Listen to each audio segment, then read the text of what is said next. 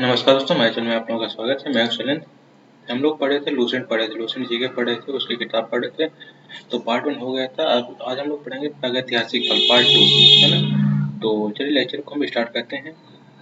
देखिए, जिस काल में मनुष्य ने घटनाओं का कोई लिखित विवरण उद्धृत नहीं किया, उसे प्रागैतिहासिक काल कहते हैं, है ना। मानव विकास के उस काल को इतिहास कहा जाता है जिसका विवरण लिखित रूप में उपलब्ध है। आद्य ऐतिहासिक काल उस काल को कहते हैं जिस काल में लेखन कला के प्रचलन के बाद उपलब्ध लेख पढ़े नहीं जा सके हैं।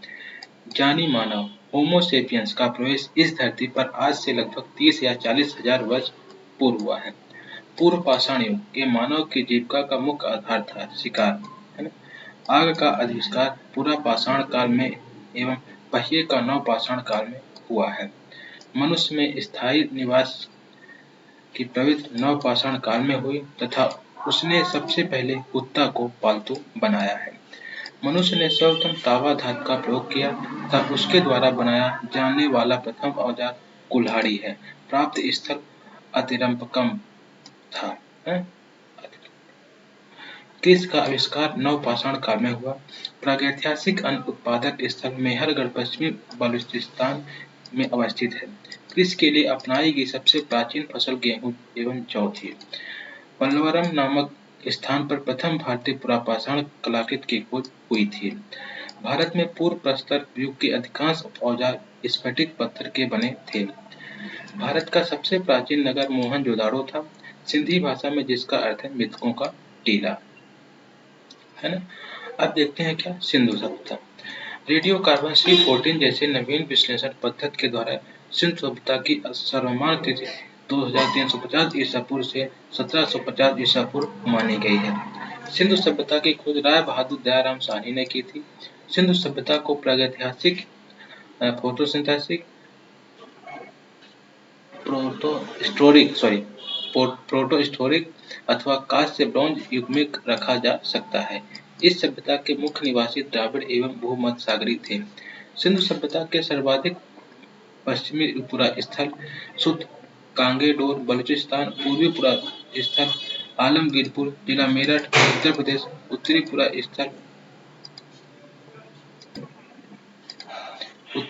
स्थल मादा जिला अखनूर जम्मू कश्मीर तथा दक्षिण पुरा स्थल दाइमाबाद जिला अहमदनगर महाराष्ट्र है।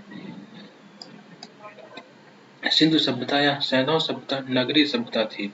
सैंधव सभ्यता से प्राप्त परिपक्व अवस्था वाले स्थलों में केवल 6 को ही बड़े नगर की संज्ञा दी गई है। ये हैं मोहनजोदाड़ो, हड़प्पा, गढ़वारीवाला, धौलावीरा, राखीगढ़ी एवं कालीबंगा है।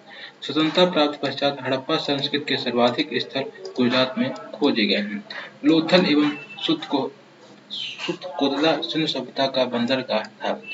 जुते हुए खेत और नक्काशीदार ईंटों के प्रयोग का साक्ष्य कालीबंगन से प्राप्त होता है ना। मोहनजोदाड़ो से प्राप्त अन्नागार संभवतः सैंधव सभ्यता की सबसे बड़ी इमारत है। मोहनजोदाड़ो से प्राप्त बृहद स्नानागार एक प्रमुख स्मारक है, जिसके मध्य स्थित स्नान कुंड 11,088 मीटर लंबा, 7,001 मीटर चौड़ा एवं 2,483 मीटर गहरा है। अग्निकुंड लोथल एवं कालीबंगन से प्राप्त हुए हैं। मोहनजोदाड़ो से प्राप्त एक सील पर 3 मुख वाले देवता पशुपतिनाथ की मूर्ति मिली है ना। उनके चारों ओर हाथी, गैंडा, चीता और भैंसा विराजमान है। मोहनजोदाड़ो से नर्तकी की एक कांस्य मूर्ति मिली है ना। अब क्या देख ले सिंधु काल में विदेशी व्यापार। आयातित वस्तु तांबा किस प्रदेश में, खेतड़ी बलूचिस्तान, ओमान, चांदी कहाँ चल रहा, अफगानिस्तान, ईरान, सोना Karnataka, Afghanistan, Iran, tin Afghanistan, Iran, गोमेद सौराष्ट्र, लाजवत मेसोपोटामिया, सीसा ईरान। हड़प्पा की मोहरों पर सबसे अधिक एवं निम्नलिखित पशु का अंकन मिलता है। मनके बनाने के कारखाने लोथन एवं चौहदड़ों में मिलता है। सिंधु सभ्यता की लिपि भाव चित्रात्मक है। इस लिपि में यह लिपि दाई से बाईं ओर लिखी जाती है। जब अभिलेख एक से अधिक पंक्तियों का होता है तो पहली पंक्ति दाईं से बाईं ओर, दूसरी बाएं से दाएं ओर लिखी जाती थी। सिंधु सभ्यता के लोगों ने नगरों तथा घरों के विन्यास के लिए ग्रिड पद्धति अपनाई है। घरों के दरवाजे और खिड़कियां सड़क की ओर न खुलकर पिछवाड़े की ओर खुलते थे। केवल लोथल नगर के घरों के दरवाजे मुख्य सड़क की ओर खुलते थे। सिंधु सभ्यता में मुख्य फसल थी गेहूं और जौ। सेंधव-वासी मिठास के लिए शहद का प्रयोग करते थे। मिठास के लिए शहद का प्रयोग करते थे। रंगपुर एवं लोथल से चावल के दाने मिले हैं, जिनसे धान की खेती होने का प्रमाण मिलता है। चावल के प्रथम साक लोथल से ही प्राप्त हुए हैं। सुरकोदा सुरकोंदता, कालीबंगन एवं लोथल से सैंधव-कालीन घोड़े में अस्थिपंजर मिले हैं। तौल की इकाई संभवतः 16 के अनुपात में थी। सैंधव सभ्यता के लोग यातायात के रूप में 2 पहिए एवं 4 पहियों वाली बैलगाड़ी या भैंसा गाड़ी का उपयोग करते थे। है ना? मेसोपोटामिया के अभिलेखों में वर्णित मेहुला शब्द का अभिप्राय सिंधु सभ्यता से ही है। संभवतः हड़प्पा संस्कृति का शासन वणिक वर्ग के हाथों में था।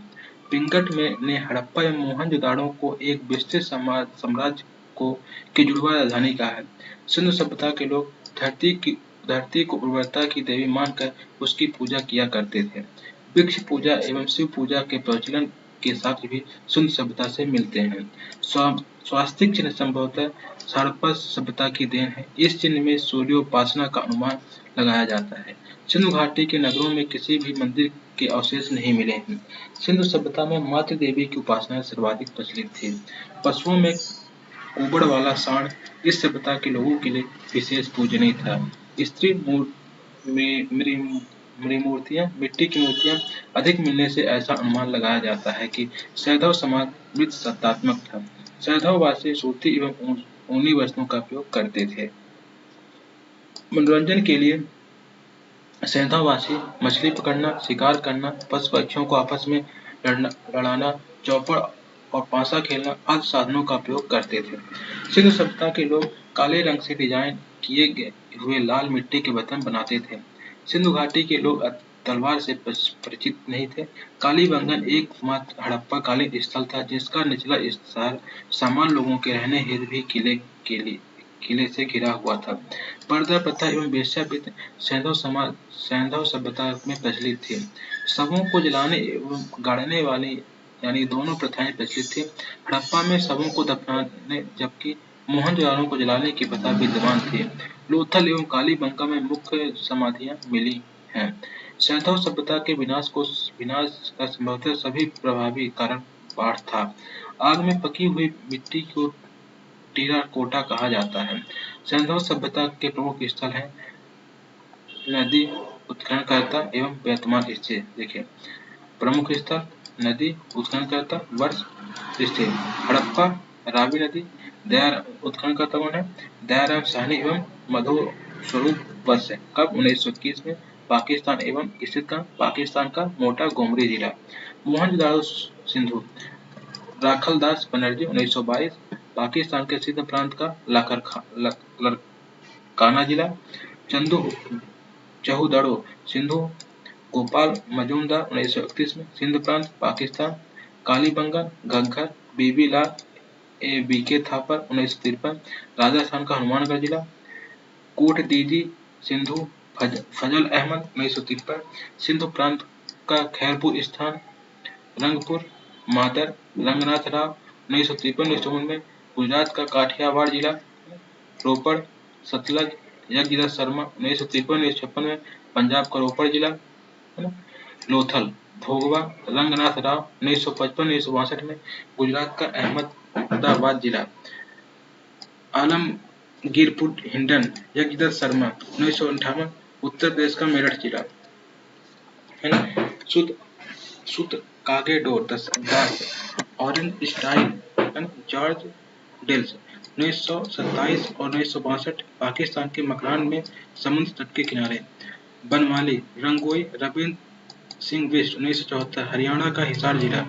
धौलावीरा रविंद्र सिंह बिष्ट 1990-1991 गुजरात के कच्छ जिला है ना।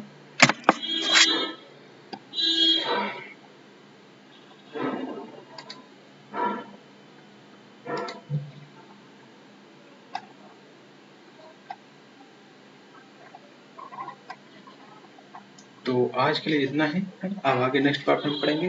तो मेरे चैनल को सब्सक्राइब कर लीजिएगा और इस वीडियो को ज़्यादा से ज़्यादा लोगों तक शेयर करिएगा। धन्यवाद।